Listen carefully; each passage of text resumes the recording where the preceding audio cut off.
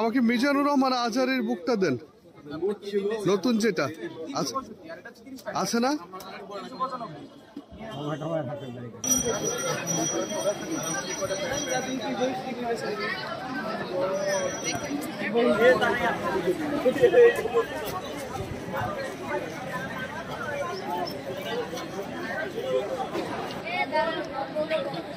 নাম হয়ে থাকে তার মানে সত্যি না ভালো কথা মনে করেছো।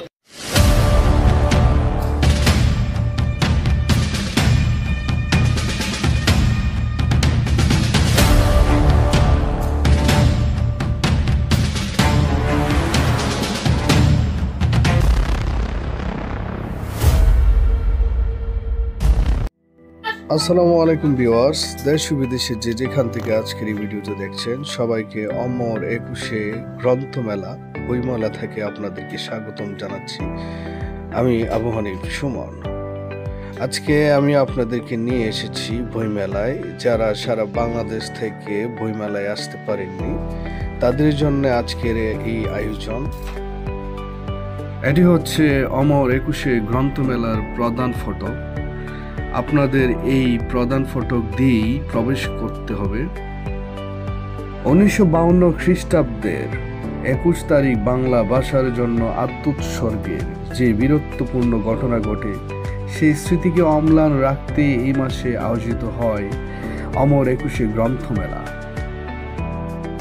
এই বইমেলার ইতিহাস স্বাধীন বাংলাদেশের মতোই প্রাচীন। যতদূর জানা যায় 1972 সালের 8 ফেব্রুয়ারি তারিখে চিত্তরঞ্জন সাহা ঢাকা বিশ্ববিদ্যালয় সংলগ্ন বর্ধমান হাউস প্রাঙ্গণে বটতলায় এক টুকরো চটের উপর কলকাতা থেকে আনা 32টি বই সাজিয়ে বইমেলার গোড়াপত্তন করেন। 813, 814 এটা কোন দিকে হবে? এদিকে না?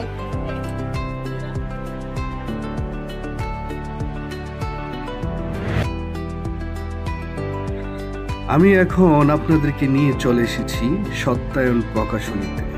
আর এই সত্যায়ন প্রকাশনের 813 এবং 814 নম্বর স্টলই 2025 সালে এইবার কিছুদিন আগে লঞ্চ হওয়া ডক্টর মিজানুর রহমান আজহারির এক নজরে কোরআন বইটি পেয়ে যাবেন। আমি বইটির খোঁজ করতেই এসেছিলাম, কিন্তু যতদূর জানা গেল বইটি এখনো আসেনি।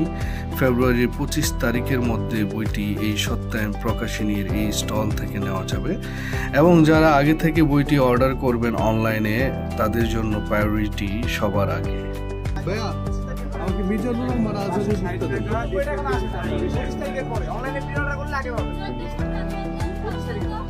এখনো আসি নাই, আসে নাই।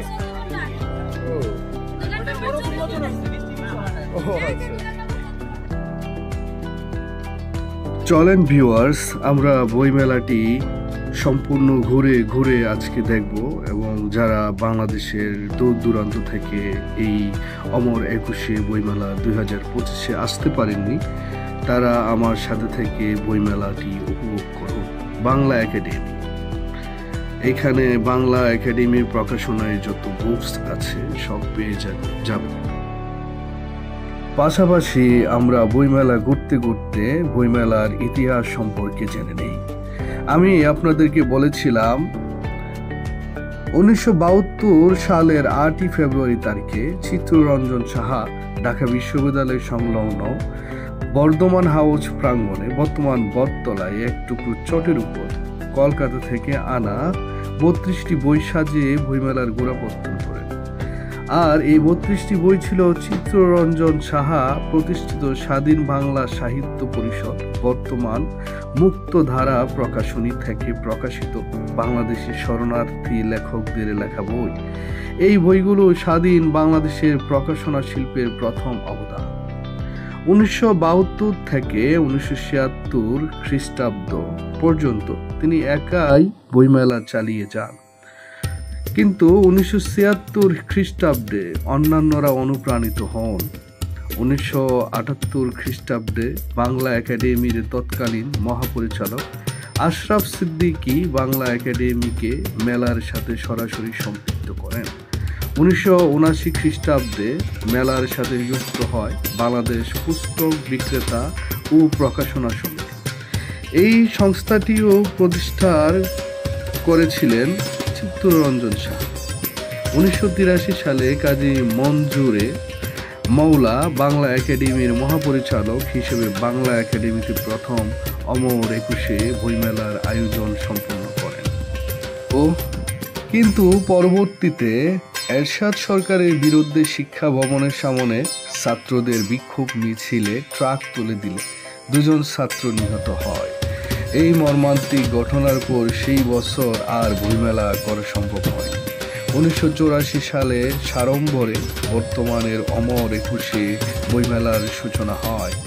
সেই 32টি বইয়ের ক্ষুদ্র মেলার কালানুক্রমে বাঙালির সবচেয়ে স্বনামধন্য বইমেলায় পরিণত হয়েছে। বাংলা একাডেমি চত্বরে স্থান সংকুলান না হওয়ায় 2014 খ্রিস্টাব্দ থেকে বইমেলা সোহরাওয়ার্দী উদ্যানে সম্প্রসারণ করা হয়েছে।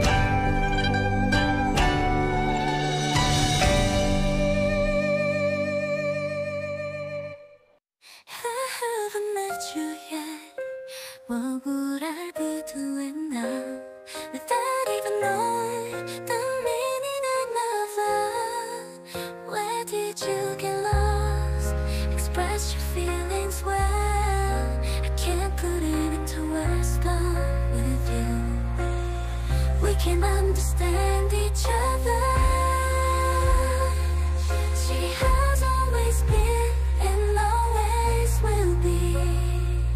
All my love to you, my endless gratitude to you. To the stars that fall from my eyes, I promise I'll always be by your side. I'm by your side. I'm by your side, I'm by your side, I'm by your side, I'm by your side. Chasing an endless dream, I took a step without stopping. I kept believing only in your smile. Before I knew she was in a place like this. News you can't see alone. What I can't have, oh let go. If it's with you, I find it. Let's keep searching forever. All my love to you, love, my endless gratitude to you.